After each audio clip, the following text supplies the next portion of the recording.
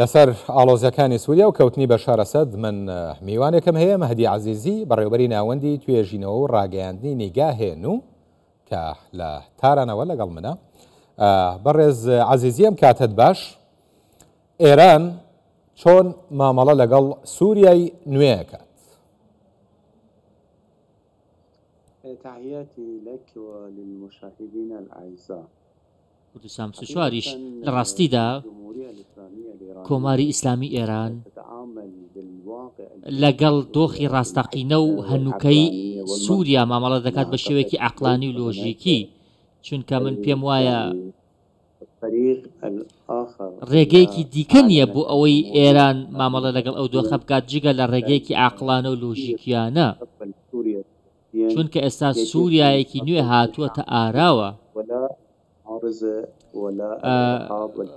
ئێران دژی تیرۆرە، ئێران دژی توندڕەویە. ئێمە سەیری دۆخی سووریا دەکەین لە چوارچێوەی چەند خاڵێکدا. یەکەمیان ئەوەیە کە سووریا میحۆرێکی زۆر زۆر گرنگە بۆ بەرەی مقاومەی ئیسلامی. سووریا خاوەن پێگەیەکی جوگرافی بەهێزە بۆ ڕوبەڕۆبوونەوەی ئیسرائیل و دار و دەستەکانی، چونکە سووریا تەنانەت لەلایەن ئیسرائیل و ئەمریکایشەوە چاوی لەسرە. ئیسرائیل و ئەمریکای هاوپەیمانیشی دەیانەوێت دۆخی سووریا بقۆزنەوە بۆ ئەوەی کە ناوچەکە جۆرێک لە ناسەقامگیری بەخۆیەوە ببینێت، چونکە لەلایەکی دیکەوە ئێمە پێمان وایە کە ئەمن و ئاسایشی سووریا پایابەندە بە ئەمن و ئاسایشی عێراق و ئێرانیشەوە، چونکە وڵاتێکی گرنگە لە ناوچەکەدا. ئێستا گرنگترین شت ئەوەیە تۆ پێویستە بە عەقلانی مامەڵە لەگەڵ دۆخەکە بکەیت. زۆر باشە. ئەمەی لە سووریا ڕوویدا، کۆماری ئیسلامی ئێران چۆن تەماشایەکات؟ ئایا ئەمە وەکو ئەوترێت بابەتەکە پەیوەندی بە ناوخۆی سووریا هەبوو یان دەستێوەردانی دەرەچی وای کرد کە ئەم گۆڕانکاریە خێرایە لە سووریا ڕووبدا؟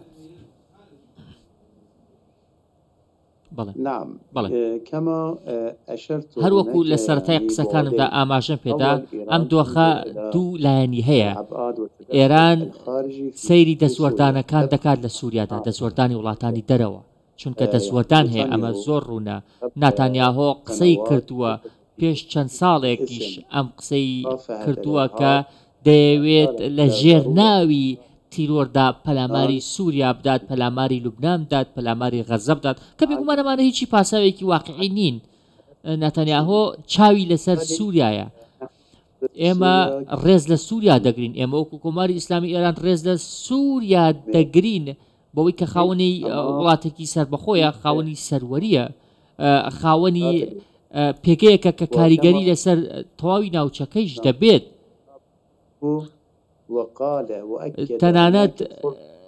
تەنانەت ناتانیاهۆ لە دوایین قسەیدا لە دوێنێ بووە یاخود شەوی ڕابردوو باسی لەوە کرد کە دۆخی سووریا ئێستا هەلێکە بۆ ئیسرائیل بۆ ئەوی دەسوەردانی زیاتر بکات، هەلێکە بۆ ئیسرائیل بۆ ئەوی کە هەژمونی خۆی زیاتر فراوان بکات. ئێران بێگومان دژی ئەمەیە، ئێران دژی ئەمەیە کە ناتانیاهۆ و دار و دەستەکانی بیانەوێت ئەو دۆخەی سووریا بقۆزنەوە بۆ ئەوەی کە جۆرێک لە ناسەقامگیری و پشێوی بێتە کایەوە.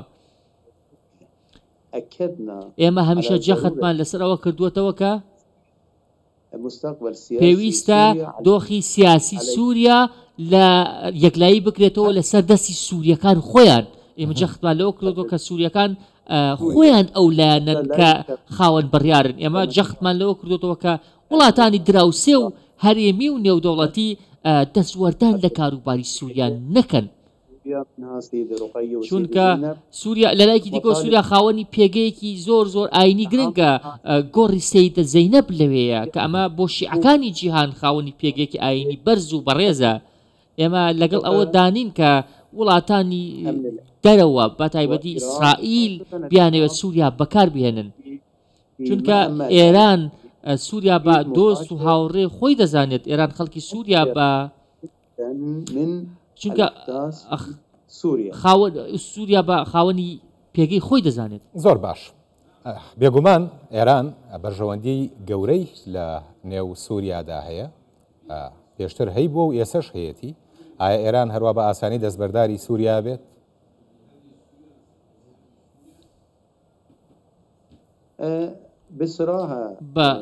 بە شوەیەک ڕاستەوخۆ پێت بڵێم ئێمە وەکو کۆماری ئیسلامی ئێران چەند ساڵی ڕابردوودا کۆمەڵێک بەرەمان لەدەستداوەکو بەرەی مقاومەی ئیسلامی کۆمەڵێک بەرەی لەدەستداوە لەوانە لوبنان لەوانە سووریا ئێمە هەمیشە بەشێک بووین لە پشتیوانیکردنی سووریا بەشێک بووین لە پشتیوانیکردنی خەڵکی سووریا ئێمە مامەڵەمە لەگەڵ سووریا کردووەکو وڵاتێک کە خاوەنی سەروەریە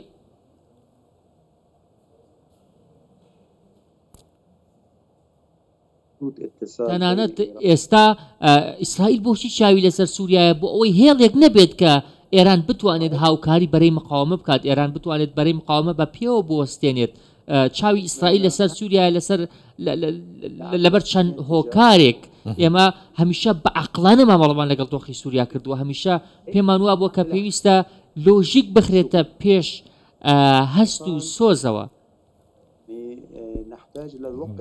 چونە تەنانەت پێمان وایە کە ئێستاش یاخود ئەم دۆخی هاتووتە ئاراوە لە سووریا چەند ماوەیەکی پێدەچێت تاوەکو گروپەکان لە یەکتر تێدەگەن و جۆرێک لە هەماهەنگی دروستە بێت یاخود دۆخەکە بزانین بۆ کوێ دەگات بۆچی پێ وایە کە کاتیانەوێت چونکە پێش ئەم قسانەی بەڕێستان من هەواڵێکم خوێندەوە کە عەباس عێراقچی وەزیری دەرەوەی ئێرانیش هەمان ڕەئی هەیە کە ئەڵێ گروپە ئۆپۆزیسیۆنەکانی سووریا ئاوا بە ئاسانی ناتوانن بگەنە ڕێکەوتن بۆ داڕێژانی یان داڕێژانی داهاتووی وڵاتێک.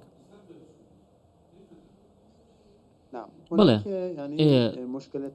دوو کێشە هەیە لەم نێوەندەدا یەکەمیان هەماهەنگی نێوان ئەو گروپانەی کە خۆیان نێوانەوە ئۆپۆزیسیۆن چونکە پێمان وایە هەماهەنگیەکی تەواو باڵا هەبێت لەم نێوانیاندا چونکە ئەوەی کۆی کردوونەتەوە کە ڕوخانی ڕژێمی ئەسەد بووە ئەمانە لە ڕووی ئایدۆلۆژیشەوە نزیک نین لەیەکەوە لە ڕووی ئایدۆلۆژیشەوە ینی هەماهەنگی لە نێوانیاندا نییە هەنێکیان بڕوایان بە دیموکراسیەت هەیە هەندێکیان ئیسلامی سیاسین هەندێکیان تونڕەون ینی تۆ چۆن ئەمانە کۆ دەکەیتەوە لە بەرێکدا بێگومان ئەمە قورسە ئەمە ئاسان نییە هەروەکو عەباس عێراقچیش باسی لەمە کردووە داڕشتنەوەی سیستەمێکی نوێ بۆ سووریا پرۆسەیەکی ماندووکەرە یاخود پرۆسەیەکە کە ڕەنگە زیاتر لە نازانم ساڵ مانگ لەوانەی پێ بچێت چونکە سووریا خاوەنی فرەچەشنە سووریا خاوەنی چەند نەتەوەیەکە چەند ئاینێکە چەند پێکهاتەیەکە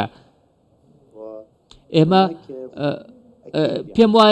من پێم وایە وەکو خۆم ئێستا هەم ئاڵنگاری هەیە لە سووریا هەم هەلیش هەیە هەلەکان ئەوەیە کە ئەو لایەنانە دەتوانن پێکەوە کار بکەن و ڕێگری لە دەستوەردانەکان بکەن ئێمە ئەومان لەبیر نەچێت کە وڵاتێکی وەکو تورکیا دەستوەردانەکات وڵاتێکی وەکو تورکیا کە ڕەنگە بەشێک بێت لە ئەم مەعمەعە و ئەم پشێوەیە کە خەریکە لە سووریا دەگوزارێت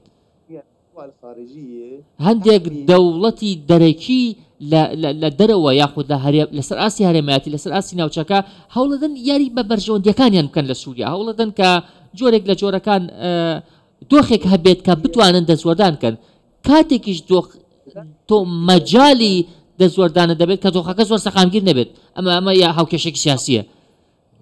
بەڵێ مەهدی عەزیزی بەڕێوەبەری ناوەندی توێژینەوە و ڕاگەیاندنی نیگاهێن و کە لە تارانەوە لە ڕێگەی سکایپۆ لەگەڵ مابووی سپاس بۆ بەڕێستان.